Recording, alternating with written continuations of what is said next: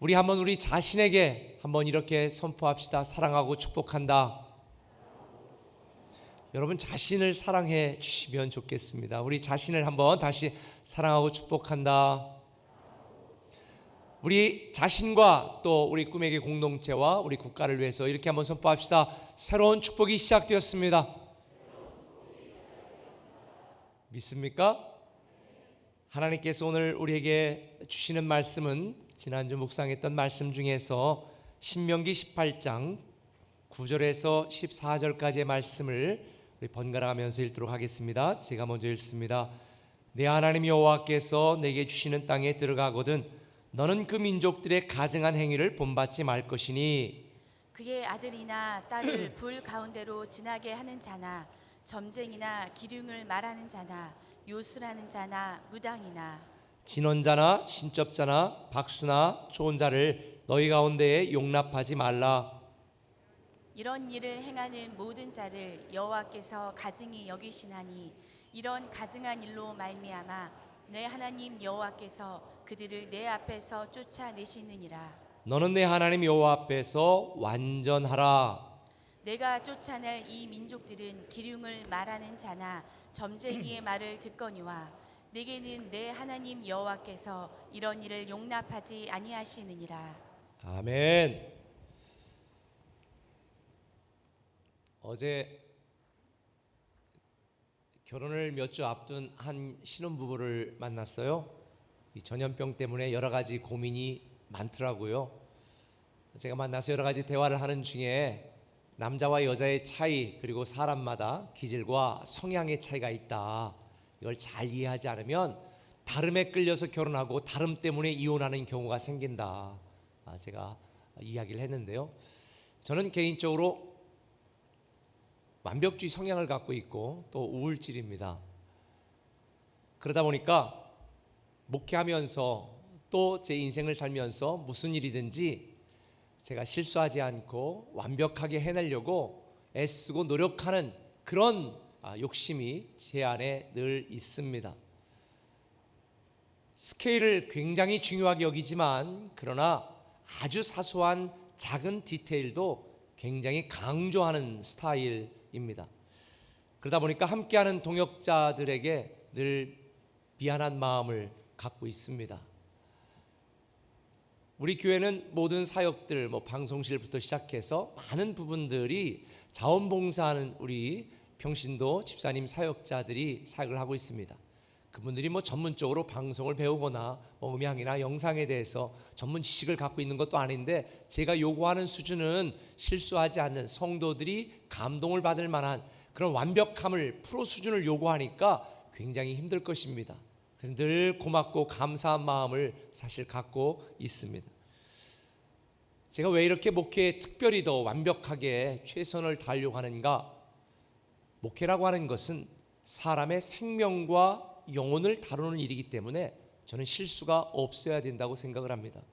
예를 들어서 의사가 진단 잘못하면 한 사람의 인생이 끝날 수도 있고요. 약사가 처방을 실수하면 한 사람이 큰 중병에 걸릴 수도 있습니다. 그래서 저는 목회를 하면서 제 언행이나 교회 결정이나 교회 사역이나 모든 부분에 있어서 정말 실수하지 않으려고 또 정말 최선을 다하려고 애쓰고 있습니다. 사실 저만 그런 것이 아니라 세상 기업은 더 그렇습니다. 세상의 모든 기업들이 상품을 만들 때에 하나의 결함도 용납하지 않으려고 애씁니다. 만약 기업에서 우리가 구입하는 자동차에 하나의 결함이 발견된다고 그러면 얼마나 큰 타격을 입습니까? 음식점도 그 음식점에 대한 잘못된 부정적인 평가 하나가 SNS에 올라가면 망하기도 합니다. 비근한 예로 얼마 전에 우리 총선이 진행됐는데 모 정당에서 사람들을 불편하게 하는 발언을 한두 사람이 한 그 여파로 아마 수십만 표는 날아가지 않았을까라는 생각을 하게 됩니다. 말 한마디 잘못했다가 인생이 무너지는 경우도 있습니다. 그래서 저는 지금까지 저 개인적으로 목회를 또 인생을 전쟁처럼 치열하게 그리고 고3처럼 절박하게 해왔습니다. 물론 성도님들이 보실 때는 부족한 게 참 많을 거예요. 저기 흠도 많고 부족한 것도 많고 미숙한 것도 참 많습니다. 그러나 한 가지, 정말 저의 최선을 다해서 목회를 해왔다는 것. 그러다 보니까 인간적으로 지치고 힘들고 괴롭고 답답하고 외로울 때가 참 많습니다. 가진 능력에 비해서 정말 잘해내고 싶은 그러한 마음과 열정이 있다 보니까 그렇지 못하는 저 자신을 바라보면서 때때로 실망하기도 하고 자책하기도 하고 우울해지기도 합니다. 아마 여러분 중에도 그런 분이 있지 않을까 싶어요. 정말 자녀도 잘 키우고 싶고 사업도 잘하고 싶고 직장에서도 인정받고 싶은데 어떤 나의 부족함, 그리고 우리의 물리적이고 체력적인 한계나 우리 지식과 배움의 연약함 때문에 우리 자신이 정말 나는 왜 이런 존재밖에 안 되는가, 정말 나는 왜 이렇게 부족한가, 아마 자신에 대해 실망하고 자책하는 분들도 있을지 모르겠습니다. 그래서 저도 지금까지 살아오면서 저 자신에 대해서 어떻게 보면 굉장히 학대하는 것처럼 살아왔는데, 제가 오늘 처음에 여러분들과 함께 말씀드리는 것처럼 우리가 우리 자신을 사랑하고 우리 자신을 인정하지 않으면 누가 우리 자신을 사랑해 줄 수 있겠습니까? 삶의 현장에서 나름대로 최선을 다하지만 우리가 원하고 의도하는 결과가 나오지 않아서 낙담하는 분들도 있을 겁니다. 그래서 우리가 교회에 와서 예배를 드리고 찬양하고 기도할 때에 그런 나의 부족함이나 연약함에 대하여 격려받고 위로받고 세임 얻기 위하여 우리가 예배를 드리는 경우가 참 많습니다. 그런데 제가 이번 주 말씀을 묵상하면서 여러분들과 함께 나눌 이 본문의 내용은 그런 우리에게 격려하고 힘을 주는 것 대신에 오히려 우리가 갖고 있는 한계를 드러내고 그리고 우리의 부족함과 연약함에 대하여 치명타를 날리는 말씀이 오늘 저와 여러분이 읽은 본문의 내용입니다. 오늘 13절은 하나님이 우리에게 이렇게 말합니다. 너는 내 하나님 여호와 앞에서 완전하라. 내 하나님 여호와 앞에서 완전하라고 말하는 것입니다. 완벽하게 완전하게 살아오려고 노력했던 저도 이 말씀을 읽으면서 급 좌절이 됐습니다. 내가 어떻게 완전할 수가 있을까? 지금부터 어떻게 더 최선을 다할 수 있을까? 그런 자괴감이 듭니다. 그런데요, 마태복음 5장 48절 보니까 예수님은 여기에서 한술 더 뜹니다. 이렇게 말하셔요. 그러므로 하늘에 계신 너희 아버지의 온전하심과 같이 너희도 온전하라. 주님께서 우리에게 온전하라, 완전하라고 말씀하시는데 하늘에 계신 내 아버지처럼 온전하라는 거예요. 주님께서는 온전과 완전함에 대한 기준을 하늘 끝까지 올려버리십니다. 하나님의 수준으로 우리에게 명하시고 요구하십니다. 말씀을 묵상하면서 저의 마음 가운데 이런 생각이 들었습니다. 아, 진짜 이거 말도 안 된다. 정말 너무하신다. 지금도 내가 최선을 다하여 살고 있는데 뭘 더 어떻게 완벽하고 완전하라는 말인가? 어떻게 내가 온전해지는가? 아니, 나 못해. 나 불가능합니다. 그냥 여기서 그만둘래요. 그냥 자포자기하는 마음이 생기더라고요. 그런데 우리가 알아야 될 게 있습니다. 하나님이 우리에게 요구하시는 완전, 주님이 우리에게 말씀하시는 이 온전함과 우리가 추구하는 완벽함과는 전혀 다른 별개의 문제라는 것을 제가 발견하게 되었습니다. 만약 하나님이 저와 여러분을 평가하는 신앙과 믿음과 헌신과 사역의 기준이 완벽함이었다면 저와 여러분들 중에 구원받을 사람, 인정받을 사람, 하나님의 상급을 받을 사람, 축복받을 사람은 단 한 명도 없습니다. 우리는 허물투성이거든요. 흠투성이거든요. 문제투성이거든요. 부족하고 연약함 투성이거든요. 제가 바로 그래요. 여러분 안 그렇습니까? 그런데 하나님이 우리에게 요구하신 것은 완벽함이 아니라 완전하라는 거예요. 완전하라. 그래서 제가 연구를 해보았습니다. 이 완전함과 완벽함의 차이가 뭘까? 이 온전함과 완벽함의 차이가 뭘까?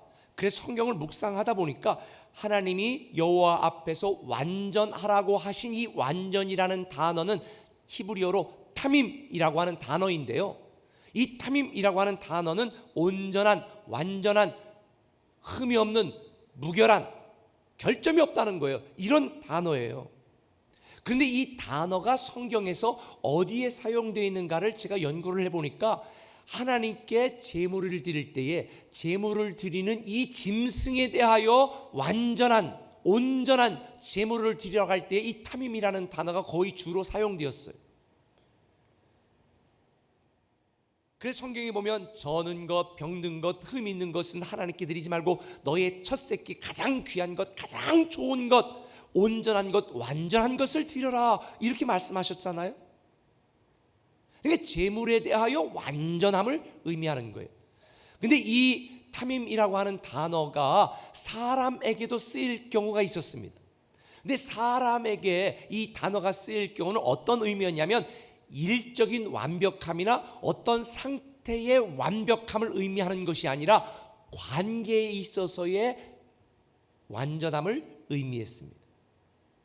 사람과 사람 사이에 신뢰에 있어서의 완전함, 신앙적으로는 하나님을 섬기는 우리와 하나님과의 관계에 있어서의 완전함. 예를 들자면 이거예요. 하나님 외에 다른 신은 없다. 그런데 우리가 하나님을 믿고 섬기고 따른다고 하면서도 하나님 외에 내 능력을 믿거나 하나님 외에 다른 우상을 섬기거나 이러면서 하나님도 같이 섬기는, 이렇게 불완전한 믿음의 상태와 그런 불완전한 영적인 관계를 의미하는 것이 아니라 나에게는 하나님밖에 없습니다. 나는 믿지 않습니다. 나는 하나님만 믿습니다. 내 능력은 불가능합니다. 나는 하나님의 능력만 믿습니다. 이렇게 전적으로 절대적으로 하나님과 바른 관계 속에서의 살아가는 이 상태를 타밈이라고 적용하는 것을 발견하게 되었습니다. 그러니까 결국 하나님은 우리에게 일하고 사역하고 어떤 상태적인 완벽함을 요구하는 것이 아니라 하나님과의 영적인 관계에서의 완전함. 하나님 외에 내 인생에 하나님 외에 다른 신은 없다. 나는 하나님만 믿는다, 하나님만 신뢰한다, 하나님만 의지한다라고 하는 완전한 믿음, 이걸 의미하는 거예요. 그렇다면 하나님 앞에서 완전하라 라고 하는 이 말, 어떻게 우리가 완전하게 살아갈 수 있을까? 두 가지로 여러분에게 제시를 해드리려고 그래요. 그 첫 번째는 하나님의 기준을 따라 사는 것이 완전해지는 방법입니다. 한번 따라 합시다. 하나님의 기준을 따라 살라.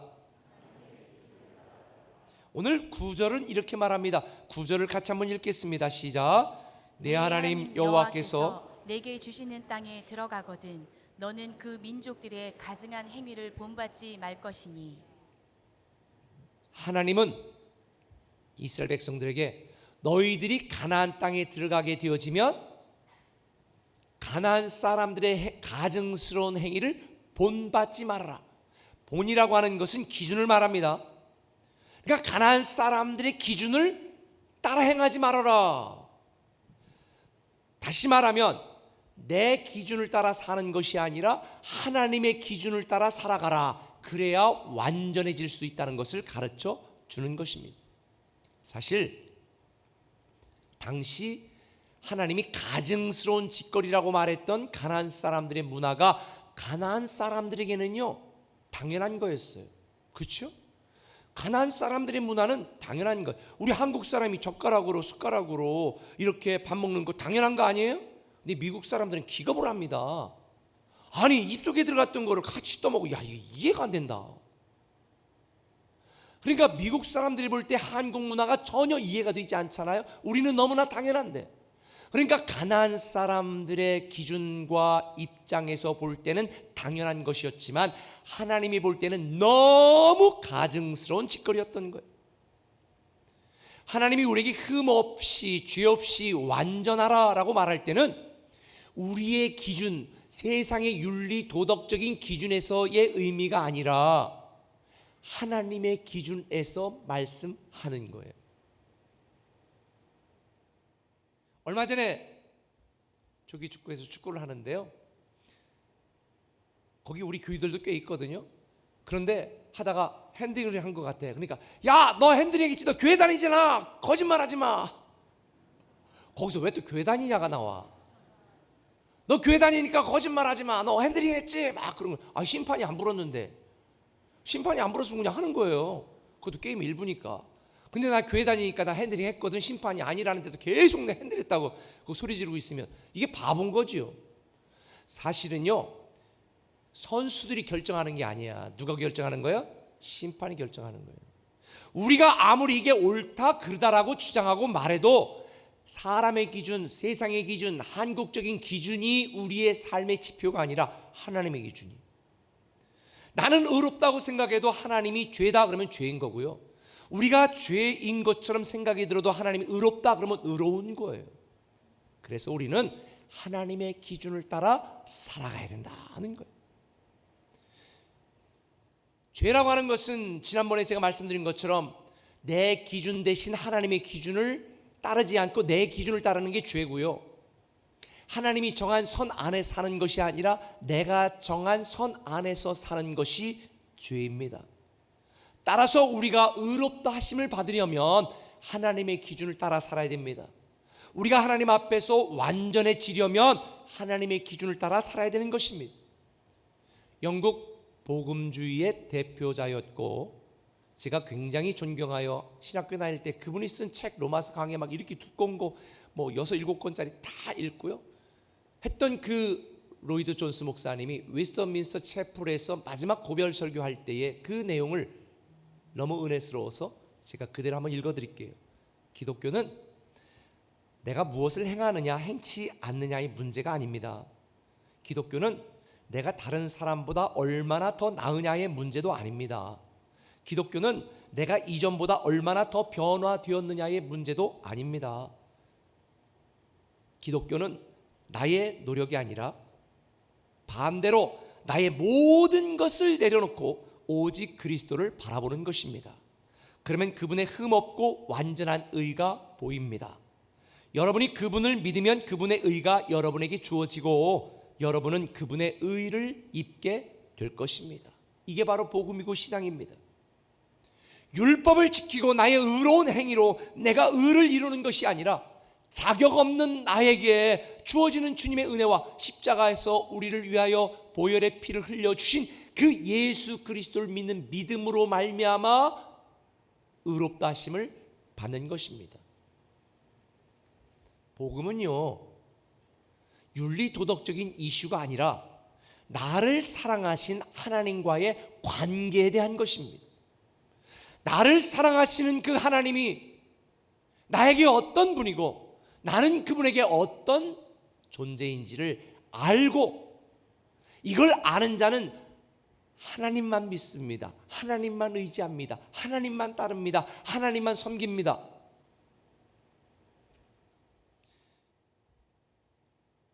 그래서 레위기 11장 45절에 보니까 이렇게 말합니다. 나는 너희의 하나님이 되려고 나는 너희의 하나님이 되려고 너희를 애굽 땅에서 인도하여 낸 여호와라. 우리 하나님이 되려고 우리를 구원했다는 것입니다. 그리고 이렇게 말합니다. 내가 거룩하니 너희도 거룩할지어다. 거룩이라는 말은 구별된다는 것입니다. 세상의 기준과 구별된 하나님의 기준을 따라 사는 자가 바로 거룩한 자입니다. 성경책 옆에 끼고 나는 목사다, 나는 장로다, 나는 집사다 목에 힘주고 다니는 게 거룩한 게 아니에요. 나는 죄인입니다. 나는 연약합니다. 나는 부족합니다. 하나님 앞에 무릎 꿇고 하나님의 긍휼과 자비와 은혜를 구하는 것이 거룩입니다.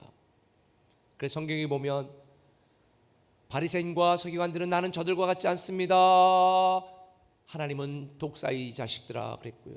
나는 죄인입니다. 나는 죄인입니다. 가슴을 쳤던 세리와 죄인들을 저들은 의롭다. 하나님이 사랑하신다라고 말하는 것입니다.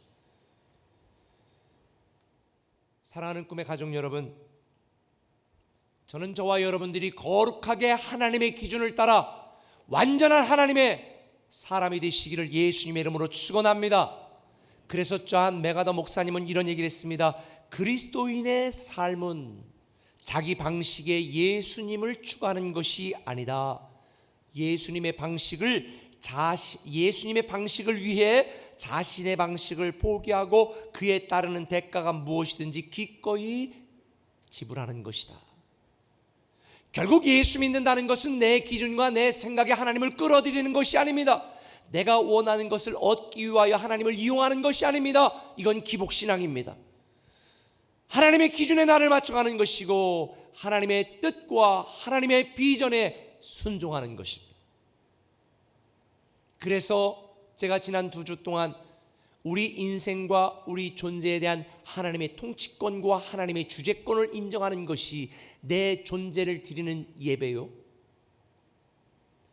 내 인생에 대한 내가 가진 모든 것, 심지어 내 생명조차 하나님께 소유되었다라고 하나님의 소유권을 인정하는 신앙의 표현이 제가 11조라고 말씀을 드린 것입니다. 우리는 하나님의 기준을 따라 사는 완전한 성도가 되어야 됩니다. 할렐루야. 이렇게 말하는데도 별로 마음에 와닿지 않는 분들, 제가 한 가지 부연 설명을 할까요? 큰 배가 바다를 항해하고 있었습니다. 여러분 잘 아는 이야기입니다. 근데 컴컴한 밤에 앞쪽에서 조그만 불빛이 반짝거립니다. 선장이 무전을 칩니다. 야, 니네 비켜. 니네 조그만 배 비켜. 우리가 지금 가고 있으니까 우리 항로에 얼쩡거리지 마. 빨리 비켜. 그리고 무전을 쳤습니다. 조금 있다가 무전 응답이 왔습니다. 뭐라고 말했을까요? 나는 등대다. 네가 비켜라.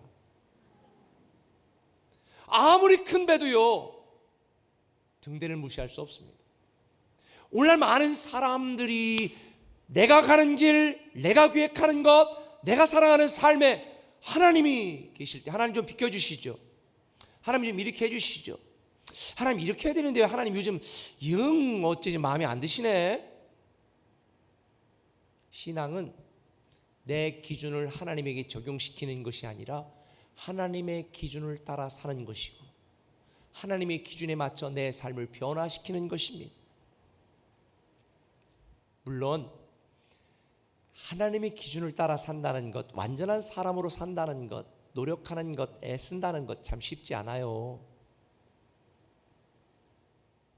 그런데 저는 성경 말씀을 읽으면서 제가 지칠 때, 힘들 때, 진짜 빨리 조기 은퇴해야 되겠다, 막 이런 생각도 들어요. 그런 생각이 들 때 저는 성경에 주님이 우리에게 위로하신 말씀을 생각합니다.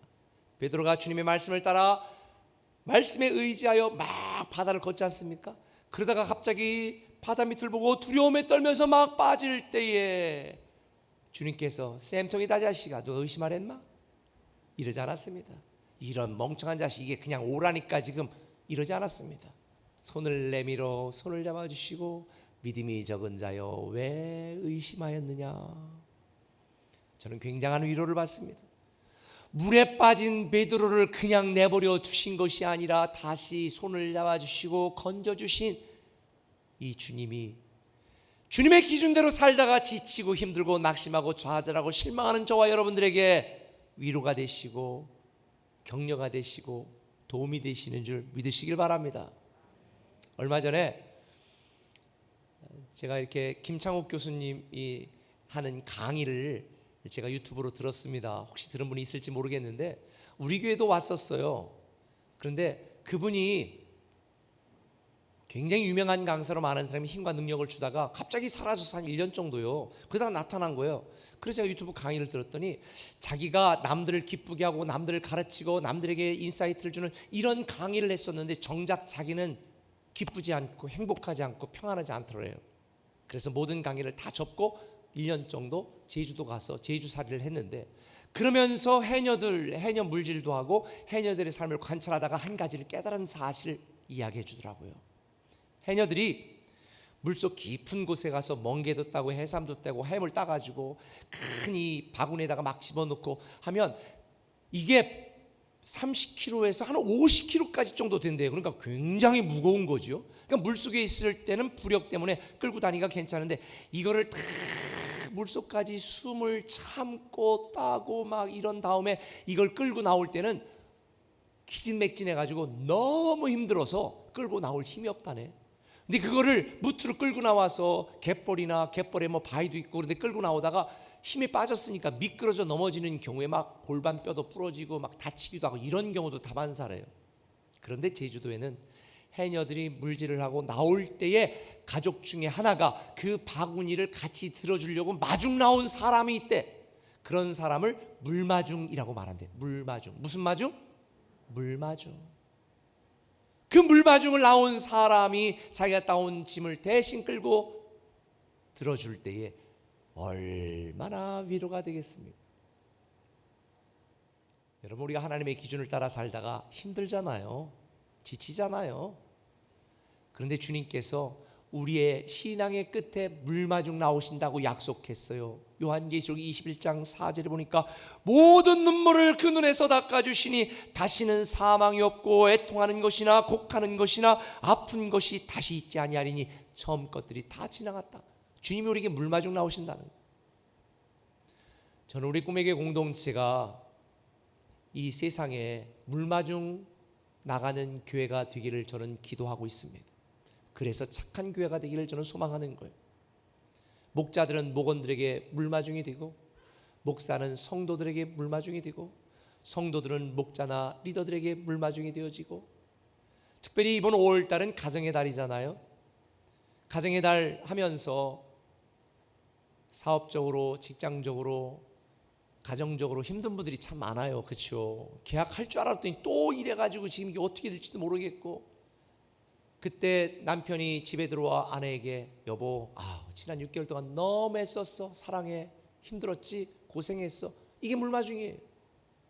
남편이 들어올 때 나가서 가방은 못 들어줘도 들어올 때 여보 오늘 참 수고했네. 애썼네. 고생했어. 지금까지 나랑 살아줘서 감사해. 이게 물마중이에요. 저는 이번 가정의 달에 여러분들이 서로에게 물마중 되는 여러분이 되었으면 좋겠고, 또 우리 꿈의 교회가 이 어려운 시기에 세상에 물마중 되는 교회가 되기를 예수님의 이름으로 축원합니다. 한 걸음 더 나가서 우리가 하나님 앞에서 완전해진다는 건 뭐냐? 하나님의 기대를 따라 산다는 걸 의미합니다. 한번 따라 합시다. 하나님의 기대를 따라 살라. 14절을 같이 한번 읽어보겠습니다. 시작. 내가 쫓아낼 이 민족들은 기륭을 말하는 자나 점쟁이의 말을 듣거니와 내게는 내 하나님 여호와께서 이런 일을 용납하지 아니하시느니라. 하나님은 이스라엘 백성들이 가나안 땅에 들어가면 점치는 사람, 기흉을 말하는 사람들의 말을 듣지 말아라. 그런 사람들을 용납하지 말아라 그랬어요. 여러분들 중에 지금 힘들어 죽겠는데 어떻게 될까? 점치는 사람 하나님께 저주받습니다. 하나님은 그런 사람을 용납하지 말라고 지금 분명히 말하고 있습니다. 재미로라도 보지 마세요. 하나님은 이런 사람들을 용납하지 말고 다 쫓아내라 라고 말했는데, 가나안 백성, 이 이스라엘 백성들은 가나안 땅에 들어가 그 하나님의 말씀과 기대를 따라 살지 않고 이런 용납하지 말라는 하나님의 기대와는 정반대로 그들과 타협하고 그들의 행위를 본받아 가증스러운 삶을 살았습니다. 이스라엘 백성들에 대한 하나님의 기대와는 전혀 반대로 행하고 살았습니다.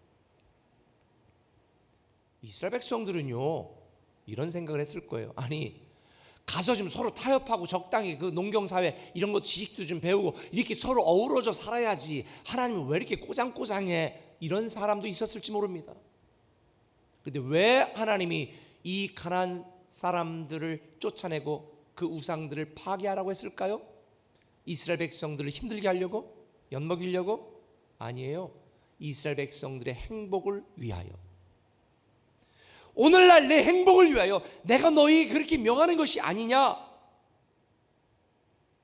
당시 가나안 사람들은 자신들이 만든 우상을 세우고 자기 자신들의 욕심을 채우기 위하여 심지어 자기 자녀들 중에 불에 태워 우상에게 제물로 바치는 사람들도 있었습니다.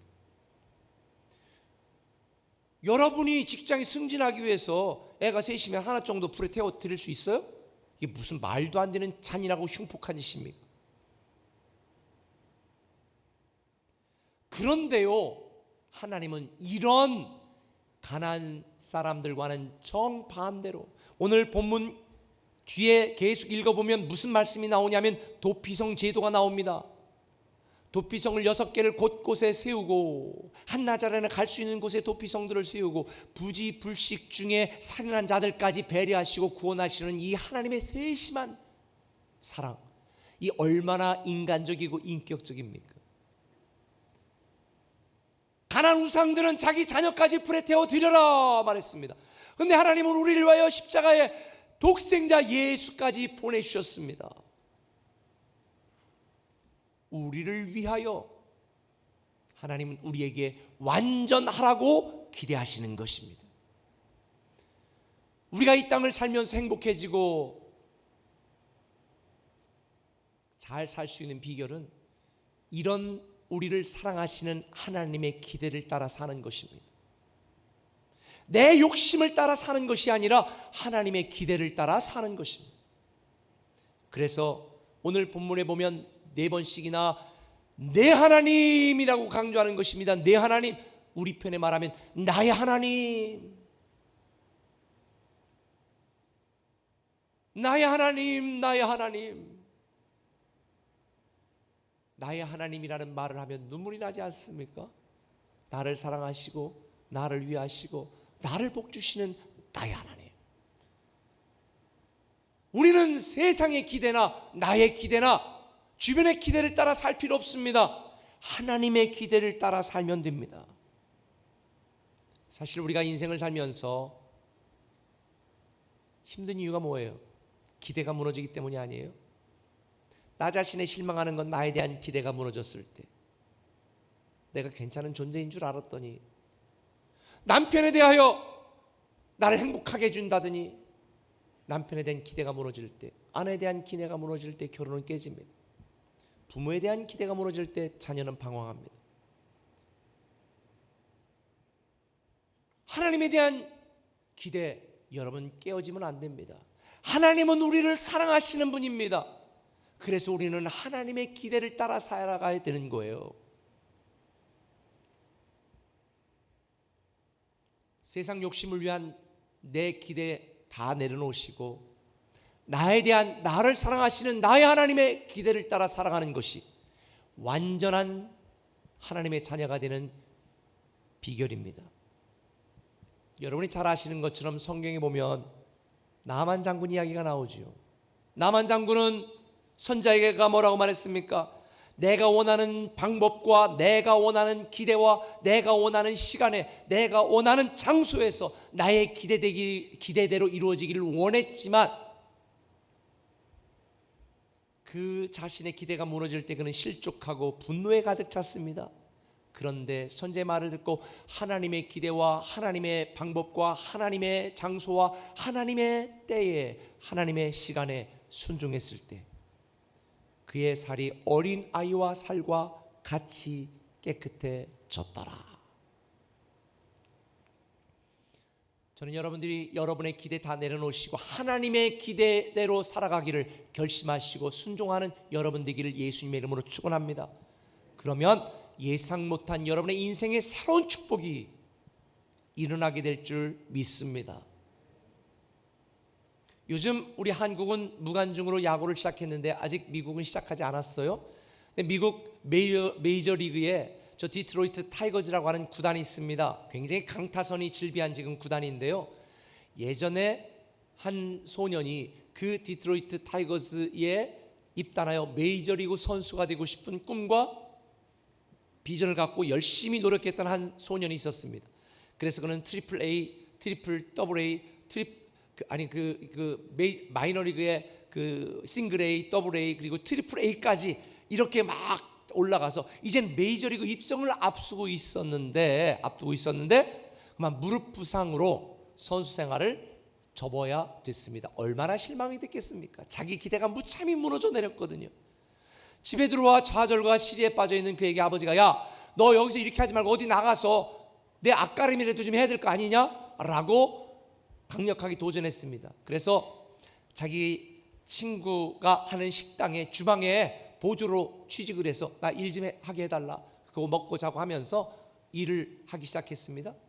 그러다가 그곳에서 이 피자를 만들고 하는 이러한 레시피를 자기만의 방법을 하나를 개발하게 되어지고 마침내 독립하여 피자 가게를 열었는데 이게 대박을 친 거예요. 그래서 체인점을 1호점, 2호점, 3호점을 놓고 너무 장사가 잘 됐는데, 이게 지금 미국에도 가면요, 리틀 시저스라고 굉장히 맛있는 피자 큰 기업입니다. 그리고 세월이 흘러 디트로이트 타이거즈의 이 구단이 어떤 한 사람에게 매각이 됐습니다. 그리고 새롭게 디트로이트 타이거즈의 구단을 매입한 사람, 구단주의 이름은 마이크 일리치라고 하는 사람이었는데, 바로 그 리틀 시저스의 사장이었습니다. 디트로이트 타이거즈의 일개 선수가 되기를 기대했지만 하나님은 그를 그 구단의 구단주가 되게 만드신 것입니다. 때로 우리가 인생을 살아가면서 인생의 각본이 내가 쓴 각본대로 되지 않을 때가 참 많습니다. 저도 목사가 되고 싶지 않았고, 한국에 오고 싶지 않았고, 더군다나 공주에 가고 싶지 않았고, 수없이 많은 내 인생의 각본과 다 틀어지고, 그러나 하나님이 나를 위해 쓰신 각본에 겸손히 순종했더니 하나님이 저를 여기까지 오게 하신 것입니다. 때때로 여러분의 인생에 여러분의 각본이 다 흐트러질 수 있습니다. 무너질 수 있습니다. 그러나 하나님의 각본을 따라 사시고 하나님의 기대를 따라 사시면 반전의 축복이 여러분에게 임하게 될 줄 믿습니다. 성경을 읽어보면 하나님은 실패자를 성공자로 만들고, 약한 자를 강한 자로 세우시고, 배신자를 사명자로 사용하시는 것을 보게 되어집니다. 하나님은 완벽한 자를 찾는 것이 아니라 완전한 자를 찾으십니다. 그래서 살인자 모세를 영적 지도자로 세우셨고요, 범죄자 다윗을 예배자의 모델로 삼으셨고요, 배신자 베드로를 교회를 세우는 위대한 지도자로, 사명자로 세우신 것입니다. 사랑하는 꿈의 가족 여러분, 지금 여러분들이 나는 부족해, 나는 연약해, 나는 무능력해, 난 할 수 없어 라는 생각이 든다면 이 시간 다 같이 할렐루야. 똑똑한 분들이 많군요. 저는요, 나는 부족하고 나는 연약하고 나는 지방대학 나왔어, 할렐루야입니다. 왜? 약한 나로 강하게, 작은 나로 위대하게, 이게 하나님의 각본이거든요. 사랑하는 꿈의 가족 여러분, 오늘 여러분이 힘들고 어려운 상황 속에 처했다면 하나님은 오늘의 삶을 하나님의 기대대로 살기로 애쓰는 여러분에게 반전의 재료가 간증이 되게 하실 줄 믿습니다. 제가 좋아하고 우리 꿈의 교회 공동체가 지금까지 갖고 있는 가장 중요한 핵심적인 성경 구절, 이사야 60장 22절. 그 작은 자가 천명을 이루겠고 그 약한 자가 강국을 이룰 것이라, 나 여호와가 속히 이루리라. 저는 여러분의 삶이 그렇게 되기를 바랍니다. 제가 지난번에 여러분에게 말씀을 드리면서 힘드니까 축복이다, 아프니까 사랑이다 라고 말씀을 드렸습니다. 네, 약하니까 능력이고요, 위기니까 새로운 기회가 되는 것입니다. 저는 여러분들이 하나님의 기준으로 살고 하나님의 기대를 따라 사는 여러분 되시기를 예수님의 이름으로 축원합니다. 하나님의 말씀처럼 너는 여호와 앞에서 완전하라, 여호와 앞에서 완전해야 됩니다. 하나님과 여러분의 영적인 틈이 없도록 만드시길 바랍니다. 그 어떤 상황과 환경 가운데서라도 하나님만 믿고 하나님만 의지하고 하나님만 바라보고 하나님께 순종하고 하나님만 따르는 완전한 신앙의 소유자가 여러분이 되시기를 예수님의 이름으로 축원합니다. 인간적으로 볼 때 우리는 허물투성입니다. 부족한 건 투성입니다. 하나님의 사랑하심, 하나님의 은혜 주시님이 아니면 살 수가 없어요. 그래서 우리는 하나님과의 관계에서 완전해지기를 힘써야 되는 것입니다. 인간적으로는 여러분들이 부족하고 실력적으로는 딸리고 여러분이 가진 것은 없어도 우리의 신앙이 하나님과의 관계가 완전해질 수 있다면 우리는 세상을 놀라게 하는, 아니 여러분의 인생에 새로운 축복이 시작되는 위대한 하나님의 사람이 될 줄 믿습니다. 그렇게 되기를 예수님의 이름으로 축원합니다. 기도하겠습니다.